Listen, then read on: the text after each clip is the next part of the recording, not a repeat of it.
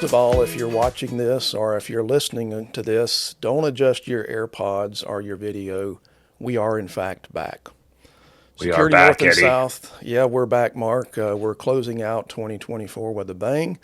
Relaunching the podcast. Look for more in 2025. And what a great topic to end the year on. Great topic. And you're south, right? And I'm north. That's the way it goes. I looked out the window and there's no snow here, so I think I'm in the We got South. we got we've got snow, and yeah, I mean, to keep going on what you're talking about, absolutely a great topic here. I don't know if we can kind of pick that up. We're chatting with both Keith Oringer and Michael Hymanson, the authors of Legends of the Security Services Industry: Profiles in Leadership. So fantastic book. Eddie and Great I, read. Yeah. yeah, got our hands on it. A couple of months ago, I guess, Yeah.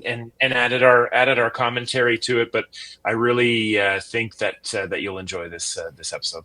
Yeah, it really gets into not just the principles of leadership and security, but the principles of leadership just in business. And, we talk a lot about looking back to history and learning from some of the people that came before us. And these two guys have done a great job. If you're not familiar with Keith and Michael, Keith is the president of Security Pro Advisors. He's also a CPA. He goes back to U.S. security. Back in the early 90s, his father was actually one of the founders of U.S. security. Ken Oringer.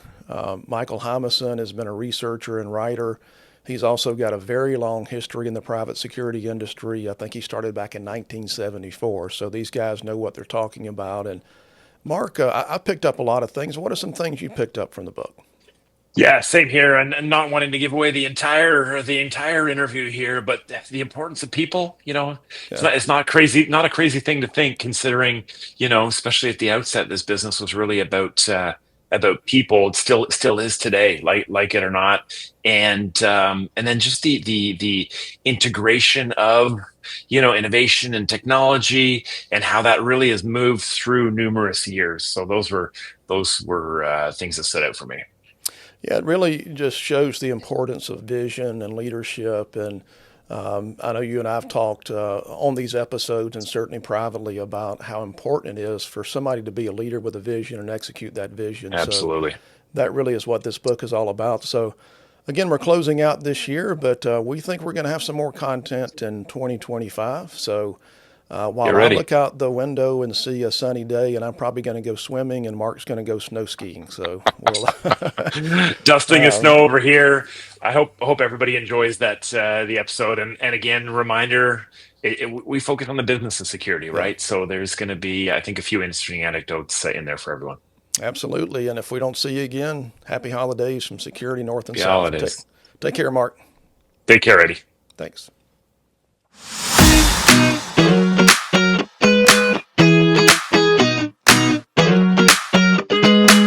Well, Mark, you and I talk a lot about telling our security stories and really making sure that we capture some of the history of our industry. And we've been talking about having these guys on for quite a while and really talking about Yeah. some of the things that we can learn from the past. So, Keith, Mike, thanks so much for joining us. And let's just sort of jump in. Keith, what inspired you to write this book about legends of the security services industry?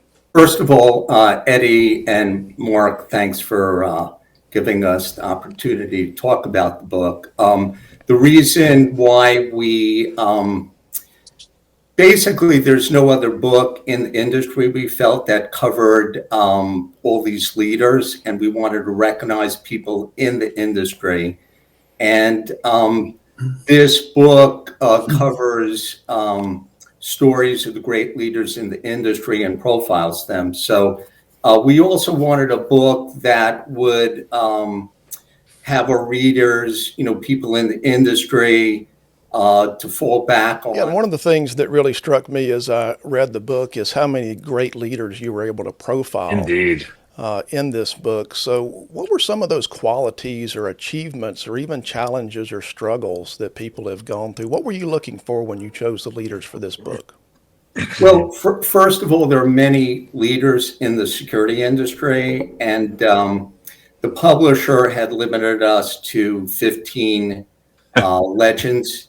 And also, we had a time constraint. So that was that. But as far as qualities, we looked at people who had the greatest impact on the industry and also people who had the greatest impact on the companies and the employees they worked at. So those were the factors. Yeah, you guys might be setting yourselves up for volume two, right? If you were limited to 15, but we'll get into that later. Sorry, Eddie, I cut you off there. No, that's a good point. In fact, Mark and I are sort of in a contest to see which one of us make it as the next legend. We may have to pass away first. We're not sure, but let We're me working bring on it. We're working on it. yeah, let me bring Mike into the conversation. And Mike, you've got a very diverse background in this industry as well. Was there anything when you were researching this book that really stood out to you that surprised you? Some of those lesser known stories in the industry. Well, I'm going to assume that these are lesser known things, but several include Ira Lipman in 1996. His wife had a stroke, a very bad stroke, and he had triple bypass surgery. And the company decided that in spite of people sending them flowers and trying to purchase them, that they would forge ahead. So Ira relied on several close people. I think Mr. Weldon from the FBI, who worked for him for many years going forward, and his sons to carry on. So that was a bit surprising, and it wasn't for close to 20 years that they wound up selling the company. I never knew, even though I worked for U.S. Security, that Chuck Schneider had been president of Gibson Guitars before he got into the industry. I was surprised that Keith's father, Ken, went to work at Baker Industries and found out that in the prior 7 years, they had gone through 6 CFOs before Ken. Wow. The story of George Wackenhut, is quite fascinating. He was on a ship that was going to New Guinea, and it was turned around, and rather than be deployed to the Pacific, they put him back in San Francisco area. And then another story that other people have mentioned, that they never knew that it was a decision that included the managers of Pinkertons when Securitas decided to go with the Securitas name in the U.S. and Pinkerton for the consulting division, that the managers had encouraged them to do that based on the success that they had seen other companies that Securitas had acquired going under the Securitas name. So that was, quite surprising to us. Yeah, a lot of little tidbits there and sort of some interesting side notes. And one of the great things that I like about the book is it's about security, but it's also about challenges of life and leadership as well. So that's also a great lesson from this book. Yeah, well said, Eddie. And it kind of brings us to the idea of themes and insights, right? And I got my copy of it. So for those that don't yet have it, it was definitely a really fun read. But you had these leaders. They have something in common, which of course is the security industry. So Keith, tell us a little bit about common traits, maybe philosophies that you found in the people that you profiled. Sure, Mark. So the biggest thing all these people had, they were confident, tenacious. They had a lot of grit, perseverance, good at interpersonal skills, and good business skills, whether financial or general business skills. And again, these are people who ran into challenges along the way and continued to pick themselves up, if they ran into an obstacle and figured it out. So they were constantly thinking. But again, a lot of the traits really started out, when they were younger, whether it was on the sports field, competition. Stephen Credier, he was a baseball ump. Steve Jones was a football player. Everyone had a story. So I think, the book goes into the detail of how they grew up, and a lot of those traits carried on. And I think that those traits help them in life later on, whether business or personal. Yeah, that's great. Thanks for that, Keith. And then one of the things that I really appreciate about the book too is that connection, of course, to the industry that we've all been in for quite a while. But just that connection to leadership, right? And you can read that stories and really sort of hear where folks were from. And what about Mike? Your take, in the interview process and so on. Have you seen an evolution in that leadership over time? Well, certainly the skill set has become a lot more sophisticated than in the early days. There were challenges that the early pioneers, Pinkerton and Burns, had that the newer leaders didn't have. For Right. example, communication processes were different, transportation. I mean, to build an organization without the tools that we have today is pretty astounding when you think about it. But as like Keith says, many of the traits that the leaders had before carried on till today. And we mentioned that some of these things are timeless.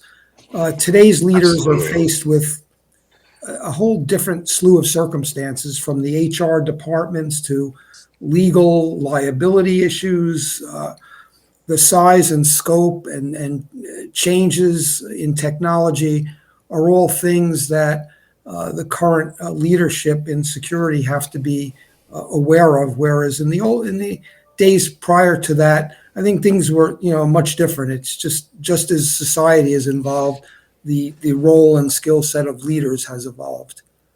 Yeah, you're onto something there, Mike. And with that in mind, what do you think the current generation of leaders? I mean, you mentioned technology and so on, but what can the current generation of leaders, sorry, really take from the earlier pioneers? And many of these folks are still involved in the industry, but what do you think that they can take away from it?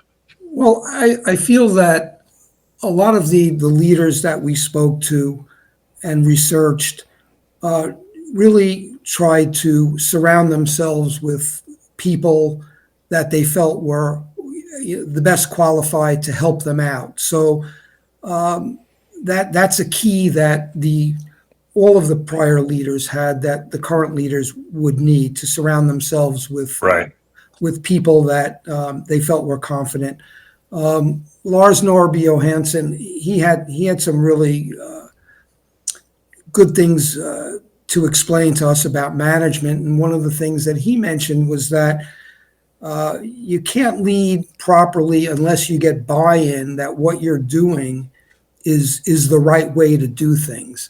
So I think all these leaders inspired the people below them and that worked with them. They didn't look at them as being below, but associates. Right. Things like that. Chuck Schneider mentioned a meritocracy. All the leaders were admired by the people that worked for them, inspired them, and set examples, and that carries on to today. Yeah, team success, and I think a good segue, Eddie, as we get into challenges and changes. What do you think? Yeah, and we sort of alluded to it earlier, but Mark and I talk a lot about technology, and I think if we were to look back, one of the biggest changes in the past 20, 30, or even 50 years has been the great advancement in technology. So Keith, how do you think that's impacted not just the security leaders of yesterday, but the security leaders of today, dealing with this rapid evolution of technology? Well, I think, with artificial intelligence now, we're, instead of being reactive in the past, we're predictive, we're proactive, and now we're using analytics to analyze situations. The response time's a lot quicker. It's also increasing accountability and transparency to, monitor people, teams. If you're overseeing a team, using these analytics, you could measure things a lot better. Also, communication, think about it. Now things happen so quickly. You could, if you have locations overseas or 3,000 miles away, say you're in New Jersey and you want to talk in New York, now with Zoom and Microsoft Teams, there's a lot more with the video conferencing, the communications improved. So with today's environment with social media, all these tools are really important to stay on top of things.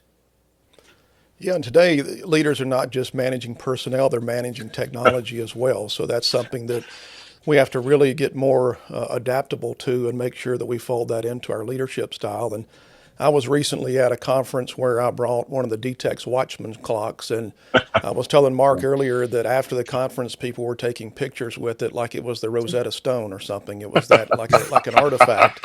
But that's how much that technology has advanced. But Keith, you talked a little bit about some of the challenges that the leaders of yesterday faced, and even Mike alluded to this as well. But talk just briefly about what are some challenges, some hurdles that leaders are facing today that may not have been experienced by some of the legends that you profiled in the book. Well, I think cybersecurity is a big one. Even if you're in the security business, you could still have cyber threats to your company. So cyber, is a huge one. I think, because of crime has gotten more sophisticated and events are changing rapidly, and the scale with rules and regulations, there are more rules and regulations and compliance. I think that's important. So, as I said before, you have to react quickly. Things are changing in a flash. So you have to be on top of your game here. Yeah, and great Mike, point. yeah, and that was a great point. And Mike, we talk a lot about the impact of society and even global events, and that was always important, but now it's sort of hyper focused on what's going on around us. What global events and some of the shifts in society do you think is shaping leadership in our industry? Well, today you have things are happening at a much quicker pace than they've ever happened. And there's global terrorism, workplace violence has accelerated. All of these types of factors that make people less safe has placed a great demand on security. And the criminal gets more and more sophisticated. And as they get more sophisticated, in the past, it used to be a reaction to what happened. Now we have to be one step ahead of what's going to come next. So people need to feel safe. There's more and more violent incidents that are occurring to make people feel less safe. And security is playing a greater role than it has ever played before in helping people just lead a life where they're not in fear of everything that they do. So security is so important today. Society recognizes its importance more today than it ever has. Yeah, as society goes, there goes the security industry. Yeah, well said. Well said. It's interesting. Change management, I'm hearing change management in there, Mike and Keith, and I'm hearing, the challenges kind of in and around innovation. Let's change gears. I mean, not a natural segue here, but definitely, let's look back into the book writing process. Not many of our listeners and many of our industry colleagues have written a book. Some have, but now we want to get into some of the the behind the scenes stuff. Maybe not the green room secrets. We'll keep some of that. We'll keep some of that quiet. You can share that with us one on one. But I appreciated the kind of the varied backgrounds and locations. But what was the maybe a question for you, Keith? What was the most challenging aspect of writing the book? Well, a big part of this was to find the people. That was really right. Very difficult. First of all, you had some people who passed away, so we had to go to relatives. For example, Thomas Berglund, we tracked down in Portugal. Lars Norby Johansson, we were able to reach him through Waldemar Schmidt. Al Berger, this is a funny story. We weren't able to get a hold of Al Berger. Chuck Schneider was going into an elevator and saw Al Berger wearing an Allied security shirt and said, "Are you Al Berger?" And And then Chuck connected us with Al Berger. So that was, as I said, it's difficult to find the people, to get people to interview, the times, etc., coordination, getting pictures from the people, digging out pictures and pulling that out, and the research, tons of Yeah. research. So those were the four factors, really tough, and it was time consuming. The book took over 3 years to put together. Yeah. You mentioned those pictures, and they stood out for me. I mean, to me, the that just really kind of wrapped that story up and put a good bow, or the stories up, I should say, and put a good bow on it. Sounds like you needed a detective or some detective services there, helping to track folks down. So now, I mean, yeah, let's continue a little bit, kind of on that idea on the story and generating the story. What kind of legacy are you hoping that the book will leave for the industry? I think, we want to show, the importance of the industry and recognize these great leaders, and also the importance of the security industry to society. It is. Yeah. And also we want to, really, again, emphasize what this industry has done over the years. We went from Alan Pinkerton all the way to the present. So we've seen the transformation of the security industry in many ways. And now, as Eddie said, with technology becoming a big part with the security officer, back then it wasn't. So things have evolved, and the book really shows that progression and the professionalism that, has happened over the years. So I think as a security professional, anyone who's in the security space, I think it's, our industry is really doing well and is improving by leaps and bounds. And, I think the book is also, besides people in the security space, people who are in criminal justice programs, people who are in law enforcement, or people who are in labor intensive businesses, because our industry is all about people. So I think the book, could be used as a guide for many different people. As I said, whether it's the industry, criminal justice people, law enforcement, or people in labor intensive businesses.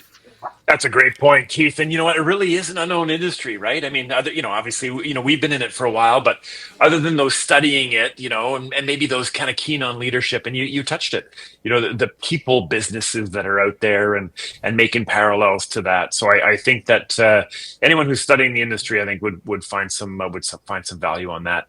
Kind of last question, sort of in this section, as it were, the behind the scenes part is you were instructed to keep a relatively short list, right? You think it's 15 people, so it's not a completely short list. But if there was someone else that you could profile, or a couple of other people you could profile, who would it be, and maybe a comment on why? Well, I think that Keith and I discussed this quite a bit, but it is mentioned in the book that I think if we had one other person to include fully, would have been Eric Philip Sorensen. It was a very hard decision for us to choose between profiling Jorgen Philip Sorensen or Eric. We did choose Jorgen, but Eric Philip Sorensen, his impact on the global security business is just immense. And a whole book could be written just about him. So that would be the one person that we would have liked to include had we had enough time. Yeah, and it is a global industry, right, Eddie?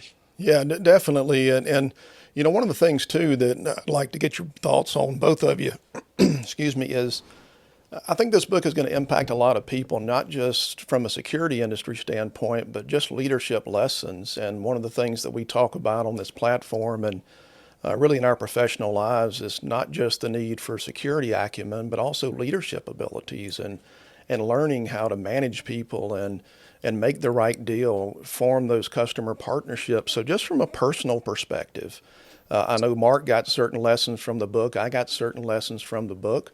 Let's go to you first, Keith. What's something that you personally learned by profiling these leaders about leadership and the principles of leadership?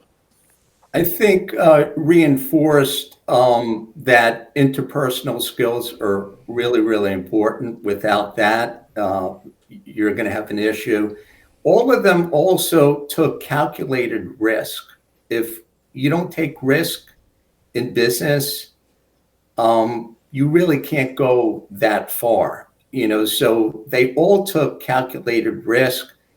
And when you think back, some of them, ran into some major challenges there. So, Stefan Credier, when 2008 happened, the stock, it was a public company, they had their challenges, and he came back. And I think all the legends and what I see reinforced is to learn every day, and again to educate yourself and listen to others and try to gain as much knowledge. That's what it reinforced. And Mike, what's something personal you took from this journey? Well, I took a lot of things from it. Thomas Berglund, his philosophy of success is by lifting others, meant a lot to me. I saw some of the personal struggles that some of the legends went through and could relate to it myself, although my success isn't, nearly what theirs was. But their stories were so personal. And as Keith said, the quest for learning was quite significant for so many of the leaders. And George Wackenhut requested that he not take leave when he was in the service, so that he could go to officer training school and take courses part-time. That's just one example. Every single leader, they just worked really hard to get better at and learn. And to me, that was very important. Yeah, and I guess it's Mark and my turn to be put on the spot here for a minute, and let me share what one of the lessons that I learned, and maybe Mark can share one that he's learned. Then we'll sort of wrap up on what you hope this book can accomplish in the industry. But one of the things that I learned is sort of what you just alluded to, Mike, and Keith as well, is we see a lot of these companies that are well known in our industry, and sometimes we forget how they became the companies they are today. And I know the company that I work for, and I believe I can speak for the company Mark works for as well, they happen because of a vision of one person or maybe a few people.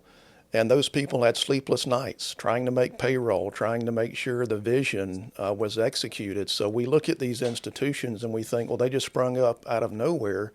It took sacrifice, it took hard work, it took diligence and a vision. And so that's one of the big lessons I got out of that, is the reminder that people had to build these things. They don't just happen on their own. So that was a good reminder for me. Mark, what were your thoughts? Yeah, it's always fun going last, Eddie, because I could recap everything that everybody just said, but it comes down to people, right?